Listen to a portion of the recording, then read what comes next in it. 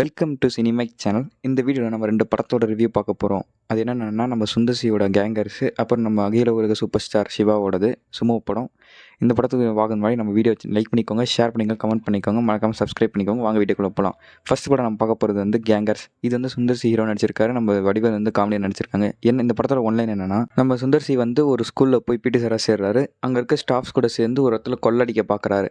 ஏன் கொள்ளடிக்கிறாரு, எது கொள்ளடிக்கிறாருன்னு தான் மீதி ஸ்டோரியாக இருக்கும். இந்த படத்தோட ஃபர்ஸ்ட் ஹாஃப் வந்து கொஞ்சம் ஸ்லோவாக தான் போகும். அந்த செகண்ட் ஹாஃப்ல வந்து ஒரு ஃப்ளாஷ்பேக், தேவையில்லாத ஃப்ளாஷ்பேக்கு, அது எதுக்கு வச்சிருக்காங்கன்னே தெரியாது, அந்த மாதிரி இருக்கும் ஃப்ளாஷ்பேக்கு. ஆனால் லாஸ்ட் 40 மினிட்ஸ் வந்து நம்ம வடிவேல் பிரித்து மெஞ்சிட்டு இருப்பார் காமெடியில். ஃபர்ஸ்ட் ஹாஃப்ல காமெடி பண்ணியிருப்பார், ஆனால் அந்தளவுக்கு சிரிப்பு வராது. ஆனால் செகண்ட் ஹாஃப் அந்த 40 மினிட்ஸ் வெறித்தனமாக இருக்கும் காமெடியெல்லாம். ஒரு சில சீன்லாம் வெறித்தனமாக பொம்பளை வேஷம் போட்டு வந்திருப்பார் நம்ம வடிவேல். அந்த சீன்லாம் சரியாக இருக்கும்.